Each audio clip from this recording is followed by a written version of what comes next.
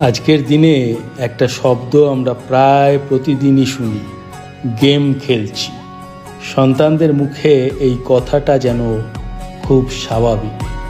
Free Fire, PUBG, Roblox, Candy Crush নামগুলো আমাদেরও এখন চেনা, কিন্তু ভেবে দেখেছেন কি এই গেমগুলোর আড়ালে লুকিয়ে আছে কিছু অদৃশ্য ফাঁদ।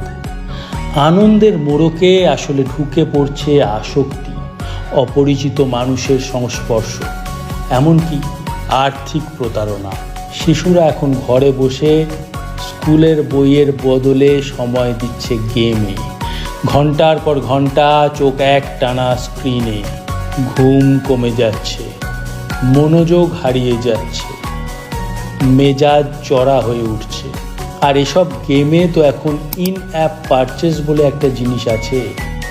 আপনার কার্ড বা মোবাইল নাম্বার দিয়ে শিশু হয়তো না জেনেই টাকা খরচ করে ফেলছে। অনেক সময় আবার কারো সঙ্গে চ্যাট করছে। কে সেই অপরিচিত সেটা হয়তো আমরা কেউই জানি না। এবার একটু ভেবে দেখুন, আমরা কি আমাদের সন্তানদের ডিজিটাল জগতের বিপদ থেকে যথেষ্ট রক্ষা করছি? আজ তাই দরকার, তাই নিষেধ করা নয়, বোঝানো, পাশে থাকা, বিকল্প দেওয়ার। আপনার সন্তানের গেমিং অ্যাপটা আপনি নিজের চোখে একবার দেখুন। খারাপ না হলেও বুঝে নিন তার ভিতরে কি কি আছে।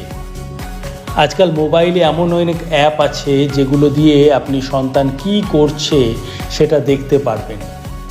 যেমন গুগল ফ্যামিলি লিঙ্ক, দিনে কত সময় গেম খেলবে সেটা নিয়ে পরিষ্কার নিয়ম করুন। আর গেম ছাড়াও যেন আনন্দ পাওয়া যায় সেই জায়গাটা তৈরি করুন। আঁকা, গল্প বলা, খেলার মাঠ সবই দরকার। সবচেয়ে বড় কথা, সন্তান যেন ভয় না পায় কিছু বলতে। তাকে এমনভাবে বোঝান যেন সে যে কোনো অস্বস্তিকর অনলাইন অভিজ্ঞতা আপনার সঙ্গে খোলাখুলিভাবে শেয়ার করতে পারে।